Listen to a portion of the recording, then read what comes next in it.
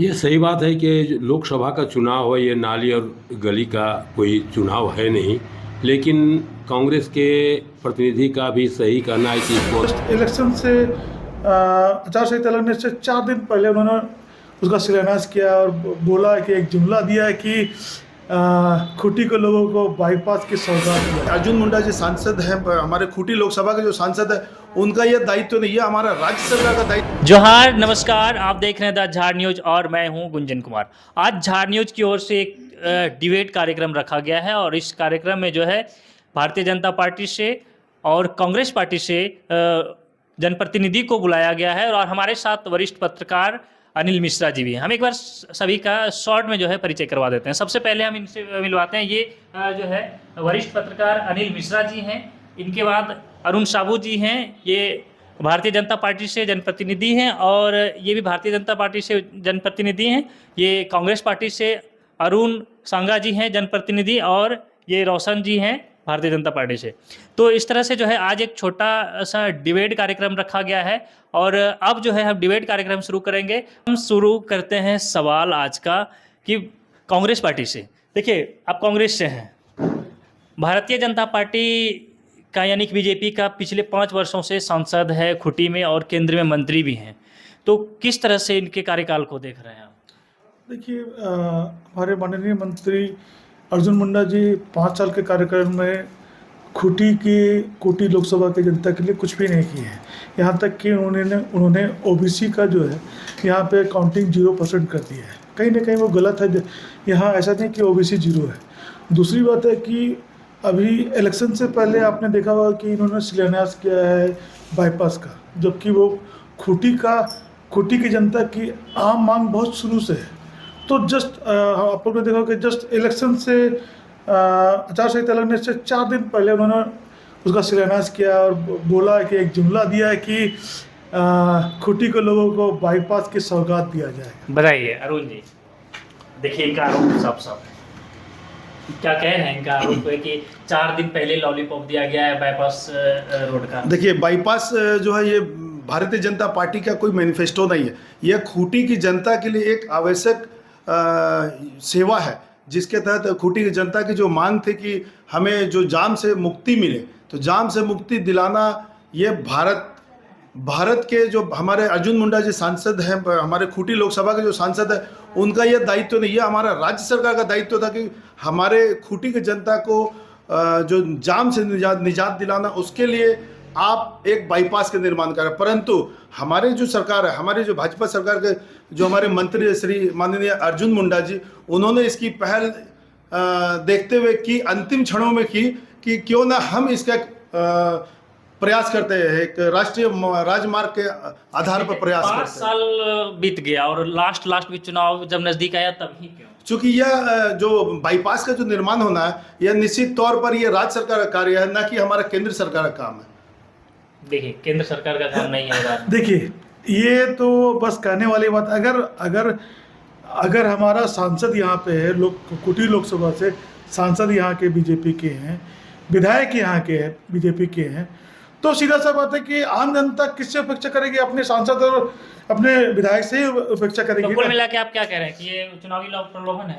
चुनावी प्रलोभन है। नहीं तो अगर उनको शिलान्यास अगर वो सोच रहे होते, खूंटी की जनता के लिए सोच रहे होते, तो 5 साल पहले वो करते। मैंने ये चीज़ भी दावा किया है कि अगर वो 5 साल पहले शिलान्यास करते, अगर काम शुरू भी कर देते, तो हमारी जितनी टीम है वो उनको सपोर्ट करती। इनका आरोप है। अब चुनाव पर क्या प्रभाव पड़ेगा? देखिए, इससे चुनाव पर कोई प्रभाव नहीं पड़ेगा। ये जनता की सुविधा के लिए एक स्रोत है, जनता को दिया जाने वाला कोई प्रलोभन नहीं है। यह एक निश्चित तौर पर एक अच्छे जिला का निर्माण करने के लिए, अच्छे जिला के लिए जो आवश्यक वस्तुएं होती है, उसमें ये बाईपास का निर्माण भी आता है, जिससे हमारी खूंटी की जनता कई सालों से जो भीड़ है, जो जाम लग रहा है, उससे निजात पाने के लिए निश्चित तौर पर हमारे राज्य सरकार को इस पर पहल करनी चाहिए। जबकि हमारे राज्य सरकार जेएमएम की सरकार बनी हुई है, उनसे कई बार हमने मांग की कि भाई आप हमें इससे निजात दिलाएं। एक मात्र 3 किलोमीटर का जो खूंटी का क्षेत्र है, जो हमेशा जाम पर रहता है, उससे भी मुक्ति चाहिए। तो 3 किलोमीटर के लिए आज 30 किलोमीटर का एक राजमार्ग बनाना, वो भी आज हमारे माननीय अर्जुन मुंडा जी के द्वारा पहल किया जाना, निश्चित तौर पर इससे प्रतीत होता है कि हमारे झारखंड सरकार जो है ये बाईपास वाला या जाम वाले मुद्दे पर हमें खूटी की जनता को निश्चित तौर पर अनदेखी की हुई है। कांग्रेस बीजेपी पर आरोप लगा रहे हैं, कांग्रेस बीजेपी का कहना है कि राज्य सरकार का है, लेकिन कांग्रेस पार्टी की ओर से जो है उनका कहना है कि नहीं, ये चुनावी प्रलोभन है। हम थोड़ा हमारे साथ जो सीनियर वरिष्ठ पत्रकार हैं, हम इनसे जानने का कोशिश करते हैं कि क्या आरोप क्या है, क्या कह रहे हैं इस आरोप पर आप? ये सही बात है कि लोकसभा का चुनाव है, ये नाली और गली का कोई चुनाव है नहीं, लेकिन कांग्रेस के प्रतिनिधि का भी सही कहना है कि इसको अंतिम समय में आखिर क्यों इसका शिलान्यास किया, इसका उद्देश्य क्या था, कहीं इसका राजनीतिक लाभ लेने का उद्देश्य तो नहीं है। और उनका भी कुछ हद तक है कि यहाँ पर कांग्रेस की सरकार के पहले भाजपा की भी सरकार थी, यहाँ के विधायक हैं, और उसके बाद भी इतनी पहल आज तक नहीं हुई थी। और अर्जुन मुंडा ने इसकी पहल की तो ये एक अच्छी सोच तो ज़रूर है, लेकिन सवाल तो लोग उठाएंगे ही कि आखिर यहाँ के मंत्री थे तभी उन्होंने इसकी पहल आखिर बाईपास सड़क की क्यों नहीं की, ये मुद्दा उठेगा। बिल्कुल, कुल मिला के जो है मुद्दा यही आ जाता है बात कि चुनाव नज़दीक आने पर ही क्यों। चलिए, और अब हम लोग थोड़ा इस सवाल को बदलते हुए दूसरे सवाल पर आते हैं। आप लोगों ने बहुत सा आरोप प्रत्यारोप लगाया, तो इधर से क्लियर भी हो गया।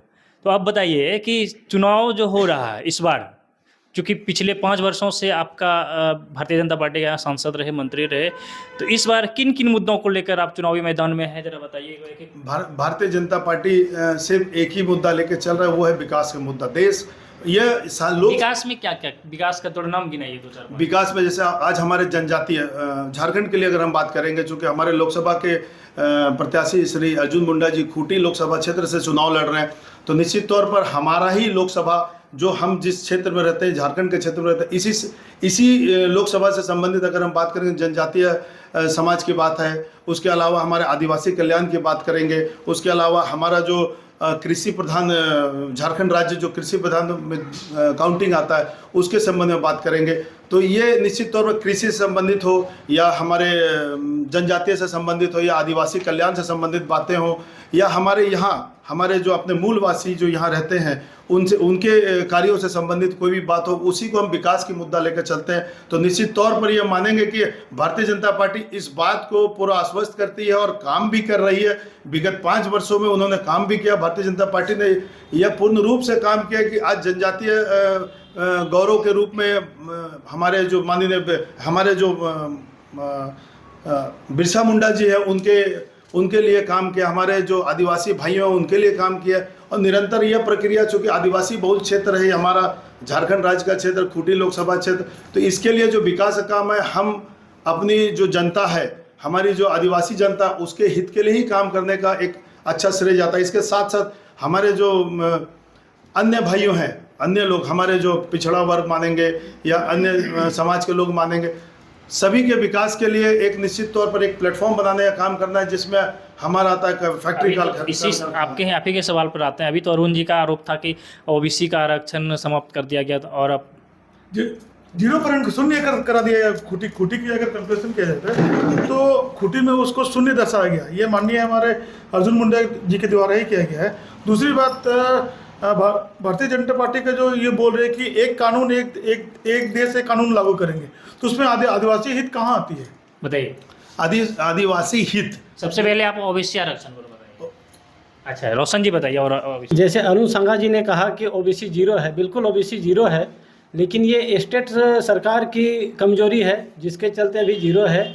जबकि 2011 का सर्वे में हमारा जो है ओबीसी 16% था और अभी 2024 है, तो बिल्कुल कहीं ना कहीं और इसमें जनसंख्या में बढ़ोतरी हुई है। और पिछले बार की सरकार जो है रघुवर सरकार, उन्होंने जातिगत जनगणना की बात की थी, लेकिन बीच में उनकी सरकार गिर गई और अभी जो है जमीन की सरकार ने इस पर पहल नहीं की है, तो इनको करना चाहिए। आप कह रहे हैं कि स्टेट गवर्नमेंट को करना चाहिए, और स्टेट गवर्नमेंट में जिनका जो शासन में, वो कह रहे हैं कि सेंट्रल गवर्नमेंट का नहीं। सीधी सी बात है कि ये सारे जब रघुवर दास की सरकार, ऐसे तो नहीं है कि वो 2 साल में गिर गई थी, वो पूरी 5 साल चली थी, गिर गई थी क्या? ऐसे नहीं हुई थी। और दूसरी बात है कि ये सबको ही जानते हैं कि ये जब माननीय जो हमारे अर्जुन मुंडा जी जब सांसद रहे हैं, तो उनके द्वारा ही ये करके परसेंटेज जीरो कराएगा। उस समय आप लोग की ये बीजेपी की सरकार थी यहाँ पे झारखंड पे, तो ये आरोप लगाना आप लोग का कि अभी मतलब कि जेवीएम सरकार कर रही है, तो ये गलत है। पिछले बार की जो सरकार थी उन्होंने कोशिश जरूर की थी, उन्होंने कोशिश करके उन्होंने जीरो कर दिया। नहीं, जनगणना करने की कोशिश की थी, जनगणना करके फिर- जीरो कर दिया, फिर- कहने का मतलब ये है। चलिए, एक दूसरे पर आरोप लगा रहे हैं लगातार। अब थोड़ा हम अपने वरिष्ठ पत्रकार जी से भी पूछते हैं कि क्या इनका आरोप क्या है, क्योंकि सेंट्रल गवर्नमेंट वाले कह रहे हैं कि स्टेट गवर्नमेंट का कमी है और स्टेट गवर्नमेंट वाले कह रहे हैं कि सेंट्रल गवर्नमेंट का। देखिए, बीजेपी का पक्ष है कि कांग्रेस का आरोप है कि ये बीजेपी सरकार ने इस तरह की कार्रवाई की है कि इसको 7 जिलों में ओबीसी का रोस्टर को जीरो कर दिया गया है। तो लेकिन भाजपा वाले ये पूछते हैं कि जब 5 साल जेएमएम और कांग्रेस के बीच वो सरकार रही, आखिर उसको सुधार का प्रयास इस सरकार द्वारा क्यों नहीं किया गया। और उसी के पक्ष में सरकार का दावा है कि हम लोगों ने केंद्र के पास इसको सुधार के लिए भेज दिया है, लेकिन केंद्र सरकार इस पर पहल नहीं कर रही है।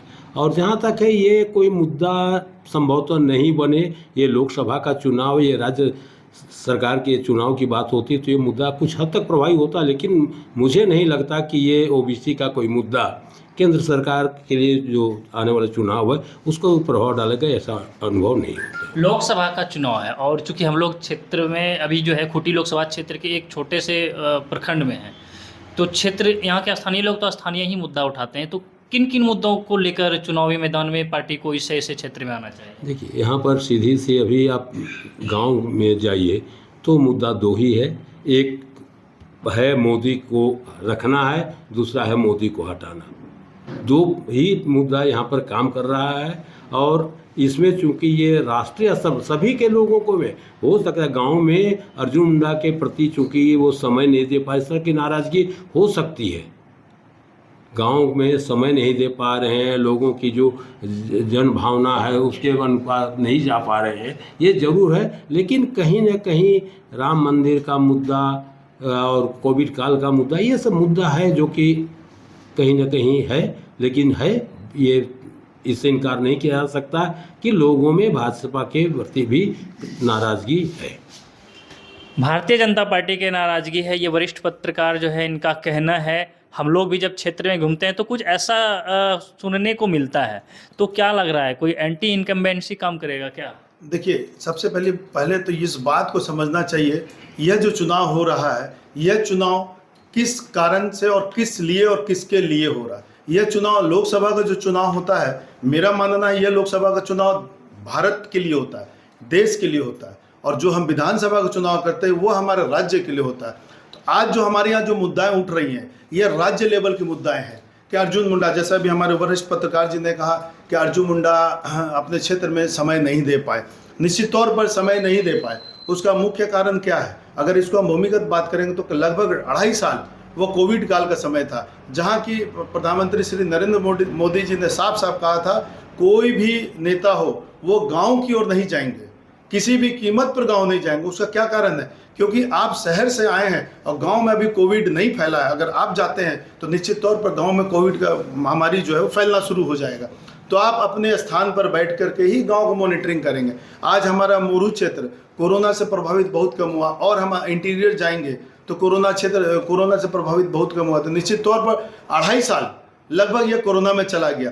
उसके बाद का जो 2.5 साल बचता है, मान के चलेंगे तो उस 2.5 साल में आज हमारे जो सांसद हैं, हमारे जो श्री अर्जुन मुंडा जी हैं, उनको जो दायित्व दिया गया, पूरे देश के लिए दायित्व दिया गया, न कि केवल वो खूंटी के लिए दायित्व। लेकिन यह मेरा भी मानना है कि उनको आना, और वो आए भी खूंटी, लेकिन किन मुद्दों के लिए आए, वो उनके आने से लोगों ने किन मुद्दों को उनके पास रखा, आपका ये भी जानने की बात है। आपका कहने का मतलब यही है कि उनको जो है पूरे देश का जिम्मेवारी था, इसलिए बहुत ज़्यादा समय यहाँ नहीं दे पाए। बिल्कुल, उनका जो दायित्व था पूरे देश के लिए था, परंतु उसके बाद भी अर्जुन मुंडा जी ने अपने स्तर से उनके जनप्रतिनिधि, उनके जो सांसद प्रतिनिधि है या अन्य लोगों के द्वारा यहाँ की जो समस्याएं हैं उससे अवगत होते रहे, और उस समस्याओं पर निश्चित तौर पर उन्होंने कार्य किया है। बिल्कुल।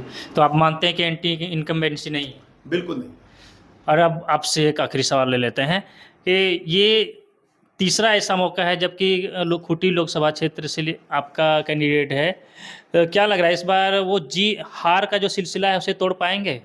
हाँ, इस बार ज़रूर से हम लोग इस तोड़ पाएंगे, क्योंकि हम लोग अपनी राहुल गांधी जी के कुछ 5 न्याय गारंटी को लेकर के चल रहे हैं, जिसमें हम लोग युवा का खास ख्याल रख रहे हैं, महिला का खास ख्याल रख रहे हैं, किसान भाई लोगों का खास ख्याल रख रहे हैं, ST SC OBC का खास ख्याल रख रहे हैं।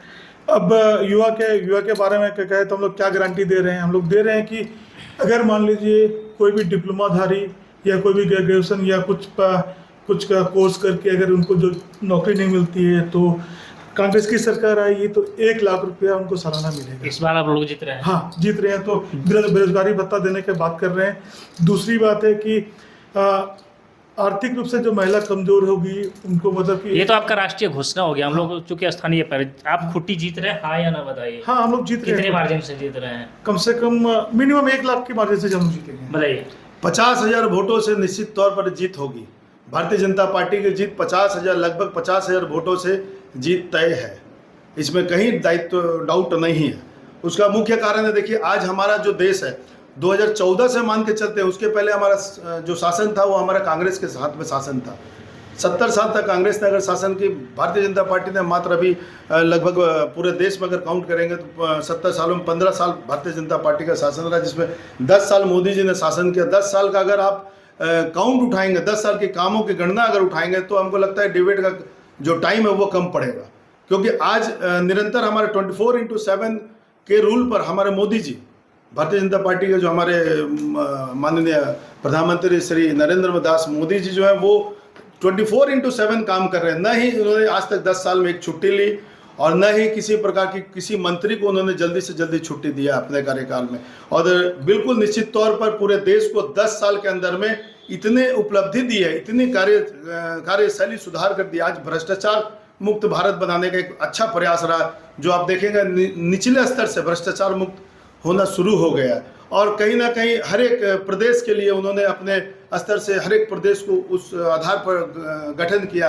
हर एक प्रदेश के लोगों को उनके देश के आधार, उनके राज्य के आधार पर उनको नियमावली बना कर दिया कि जैसे आज हमारे झारखंड में जो जनजातीय गौरव जो बनाया है, उसके तहत हमारे यहाँ 480 करोड़ लगभग आदिवासी छात्रों को छात्रवृत्ति दिया है इन्होंने आज तक। यह मान सिकल सेल उन्मूलन कार्यक्रम इन्होंने शुरू किया, हमारे भारतीय जनता पार्टी के द्वारा। सिकल सेल जो गांव में सिकल सेल से महिलाएं पीड़ित होती थी, बच्चे पीड़ित होते थे, लोग पीड़ित होते थे, उसको कोई भी आज तक उठाया नहीं। लेकिन आज विगत 7 साल लगभग हो चुका है सिकल सेल के एनीमिया का जो कार्यक्रम चल रहा है, उसके तहत कुछ हद तक हम लोग इस पर काबू आप मानते हैं कि इन तमाम बिंदुओं को लेकर आप जीत हासिल? बिल्कुल, ये तमाम बिंदु आम जनता के जनजीवन को प्रभावित करने वाला बिंदु है। जैसे आप नल जल योजना आप बोलेंगे तो नल जल योजना आपको रोक रहे हैं। नल जल योजना आप अपने ही क्षेत्र के बारे में बात करिए, कितना % सक्सेस है वो पाइए? देखिए, यह निश्चित तौर पर राज्य सरकार की लापरवाही है, क्योंकि आज हमारे जो झारखंड में नल जल योजना के तहत जो ठेकेदार ठेका लेता है वो झारखंड सरकार का होता है, न कि राज्य सरकार ने पैसा दिया है आपको, आपके यहाँ एक एक घर तक नल पहुंचाने का। और यह दायित्व तो राज्य सरकार का बनता है कि आप ये जो नल जल का योजना आप जो लिए हैं उसे आप पूरा करें। यह पूरा करने का दायित्व तो केंद्र सरकार का नहीं है, उनका दायित्व है पैसा देना, और आप योजना बना कर दीजिए, उसका पैसा आपको मिल चुका है, आप घर के अंतिम छोर तक उसे पहुंचाने का काम सक्सेस है करें। अब तक सक्सेस आज ये नल जल योजना हमारे यहाँ झारखंड में लगभग 50% सक्सेस नहीं के बराबर आ रहा है। उसका कारण है हमारा यहाँ का ठेकेदार, और उसका कारण है हमारा यहाँ का सरकार।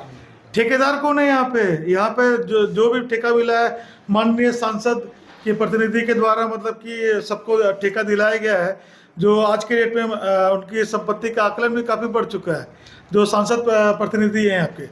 और यहाँ जितने भी ठेकेदार जो जल साधन का योजना जो चला रहे हैं, सब बीजेपी से समर्थक। कोई भी आम को उठा करके आप देख लीजिए। ये कह रहे हैं कि सेंट्रल गवर्नमेंट का फंड है तो सेंट्रल बीजेपी के ही लोग काम कर रहे हैं। हाँ, सच्चाई वही है जी। नहीं, यह दायित्व तो राज्य सरकार का है, राज्य सरकार को निर्वहन करना चाहिए। अगर राज्य सरकार को पीएम आवास, एक दूसरा योजना की बात करते हैं तो पीएम आवास आता है। पीएम आवास के तहत जो पैसा आता है, जो राज्य सरकार को पैसा मिलता है, उसका आप कार्य करने के बाद जो सर्टिफिकेट बनता है, कार्य पूर्णता प्रमाण पत्र जो बनता है, वह बनाकर अगर आप भारत सरकार को लौटाएंगे तभी उसका पैसा मिलेगा। उसी प्रकार नल जल का आपको पैसा दे दिया गया, परंतु आप उसका पूर्णता प्रमाण पत्र नहीं दे रहे हैं। दूसरी बात कि झारखंड में जितने भी ठेकेदार कार्य कर रहे हैं, ठीक है, आज हमारे अरुण भाई ने कहा कि वो बीजेपी सांसद प्रतिनिधि काम करे।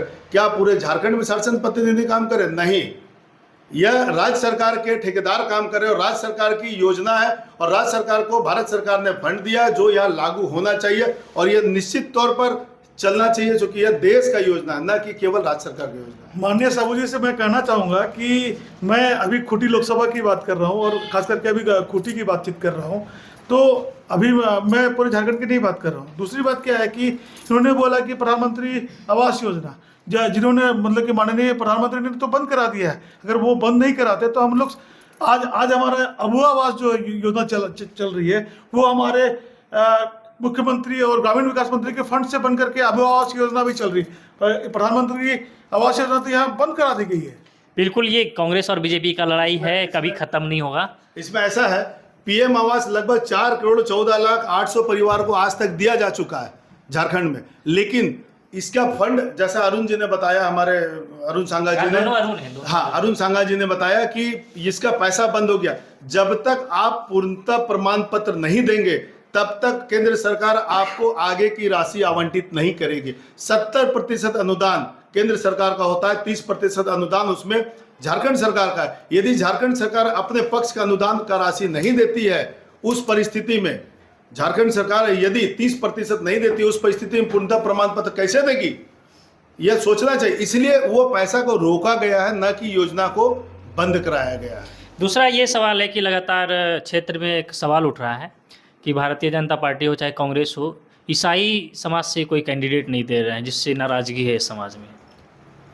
विकास की बात हम लोग बहुत कर लिए। देखिए, इस संबंध में कहना है कि हमारा जो क्षेत्र है मुंडा बहुल क्षेत्र है, ठीक है, और भारतीय जनता पार्टी आज से नहीं, शुरुआत से जो संख्या के आधार पर अगर हम लोग गणना की बात करते हैं तो गणना के आधार पर मुंडा बहुल क्षेत्र और मुंडा लोगों की प्राथमिकता को देखते हुए निश्चित तौर पर ऐसे कैंडिडेट को चुना जाता है जहां आप नियमावली देखेंगे तो उनके तहत उनकी संख्या के आधार पर उनको सीट देना एक तय रहता है। और चूंकि हमारे यहाँ जो ईसाई की आपने बात किया, ईसाइयों की संख्या और मुंडा की संख्या में आप यदि गणना करेंगे तो हमारा मुंडा बहुल क्षेत्र ही अधिकतम। बीजेपी से तो नहीं मिला है, कांग्रेस से भी नहीं मिला है, नहीं क्या इसका खामियाजा भुगतना पड़ सकता है? नहीं, खामियाजा नहीं। यहाँ इस बार जो है ईसाई समाज भी प्लस सरना समाज भी प्लस बहुत सारे ऐसे भी हैं जो ओबीसी सब मतलब कि समर्थन दे रहे हैं कि इस बार मतलब कि हमारे प्रत्याशी कालीचरण मुंडा जी को भारी मतों से हम लोग इस बार जिताने का प्रयास करें। मैं पर्सनली गांव मतलब कि सुदूर इंटीरियर गांव में विजिट कर रहा हूं, तो लोगों का रुझान अभी इस बार कांग्रेस की तरफ से है और निश्चित रूप से हम लोग मिनिमम 1 लाख के वोट के अंतराल से जीतेंगे। हाँ बिल्कुल, कांग्रेस का दावा है कि 1 लाख के वोट के अंतराल से जीतेंगे और वहीं बीजेपी का दावा है कि 50,000 के वोट से मार्जिन से जीतेंगे। हम इन बातों को लेकर जरा हम अपने वरिष्ठ पत्रकार से जानने का कोशिश करते हैं। अब तक जो आपने सुना तो क्या कहेंगे आप अब तक के हुए बातचीत पर? चुनाव परिणाम के बारे में अभी कुछ कहना तो जल्दीबाजी होगी। वैसे सही बात यही है कि मतदाताओं की खामोशी ने दोनों ही दलों को, कांग्रेस हो या बीजेपी, दोनों को बेचैन कर रखा है। अभी मतदाता अपना पत्ता खोलने को तैयार नहीं है। एक और भाजपा को ईसाई मतों के विभाजन के लाभ की उम्मीद है कि एनोशे का कुछ काटेंगे, अपर्णा सेन, ये क्या नाम उनका, अपर्णा हंस, उनके झापा के उम्मीदवार, वो कुछ काट दें वोट, तो उन लोगों को उम्मीद है भाजपा को, ये कांग्रेस को ही इसकी हानि होगी। बसंत लोंगा यदि काटेंगे तो ईसाई वोट काटेंगे, तो भाजपा को ईसाई मतों के ध्रुवीकरण न हो तब इसका लाभ उसको मिल सकता है, इसका भरोसा है। जो भी हो, लेकिन अभी इतना तो जरूर है कि भाजपा का ये एक ऐसी पार्टी है जो हमेशा चुनावी मोड में रहती है और इसका संगठन गांव से लेकर बूथ स्तर तक होता है। और कांग्रेस को ये बात तो माननी पड़ेगी कि गांव स्तर पर उनका संगठन मजबूत नहीं है इसका। और दूसरी बात है कि मोदी की छवि लोग दिखा, ये कहा जा रहा है कि आप एक सांसद नहीं चुन रहे हैं, आप एक केंद्र में मंत्री चुनने जा रहे हैं, तो इसका भी असर कुछ न कुछ पड़ा है। लाभ भाजपा को मिल सकता है, लेकिन मतदाताओं में भाजपा के प्रति भी नाराजगी है, इससे इनकार नहीं किया जा सकता। अब तो एक तो आने वाला वक्त ही बताएगा कि इसमें कांग्रेस का माने जो लगातार हार का कलंक है वो धोने में कितना सफल रहती है कांग्रेस, या भाजपा कड़िया मुंडा की इस किले को बचाने में सफल निर्दलीय रहती है। कैंडिडेट भी है और छोटे छोटे पार्टी है, वो वो क्या लग रहा लोगों है कि की- किसी को नुकसान पहुंचा सकता है क्या? नुकसान दोनों को हो सकता है। सावित्री देवी भाजपा से खड़ा हुई है, बताया जाता है कि चेरो ये वो रवतिया समाज में उसकी अच्छी पकड़ है और रवतिया समाज संगठित हो गया है, तो इसका खमियाजा भाजपा को भुगतना पड़ सकता है। दूसरी वो बबीता कच्छप है, एनो शेखा की पार्टी है, बसंत लूंगा, तो ये कहीं ना कहीं कुछ लोग, कुछ छोटे दल कांग्रेस को फ़ायदा पहुंचा रहे हैं तो कुछ भाजपा को पहुंचा रहे हैं। खैर ये तो आने वाला समय ही बताएगा कि क्या है। अब इसके लिए हम लोग को 4 जून का इंतज़ार करना पड़ेगा। बिल्कुल, अब 4 जून का इंतजार है। आज का डिबेट बहुत लंबा हो जाएगा, तो फिलहाल हम एक सवाल ले लेते हैं भारतीय जनता पार्टी की ओर से कि भारतीय जनता पार्टी में भीतरघात, यानी कि आप कहिए कि अलग अलग गुट की भी खबरें निकल कर आती है, तो क्या कहेंगे इस पर? देखिए, गुटबाजी का जो कार्यक्रम है, यह एक क्षेत्रीय और छोटा लेवल की बात है। सेंट्रल लेवल पे मैं बार बार बोल रहा हूँ, यह जो चुनाव है, यह लोकसभा का चुनाव देश के लिए होता है, न कि आप क्षेत्रीय मुद्दा को आपको लेकर- प्रभावित तो कर सकता है ना इस क्षेत्र में? कोई प्रभावित नहीं कर सकते। पढ़े लिखे लोग हैं, आज जो वोटर हैं सारे पढ़े लिखे वोटर हैं आपके पास में। पढ़े लिखे वोटर को ये इस बात की अभिव्यक्ति है कि मुझे अगर देश बनाना है तो भारतीय जनता पार्टी को लाना है, देश चलाना है, और बाकी राज्य के अगर मुद्दा है तो राज्य के मुद्दे पर डिबेट नहीं तो है। आपका मानना है कि ऐसा कुछ नहीं? ऐसा कुछ नहीं। चलिए, बिल्कुल, अगर हम लोग ऐसे ही बातचीत करें तो बहुत लंबा हो जाएगा, बहुत देर लगेगा। फिर हम लोग जो है हमारी टीम, फिर हम लोग यहाँ अपनी टीम के साथ पहुँचेंगे और इसी तरह से इन लोगों से जानकारी लेंगे, इन लोगों को पूछेंगे कि आपकी पार्टी ने क्या किया, और फिर आगे की जो है चर्चा आपको सुनवाएंगे।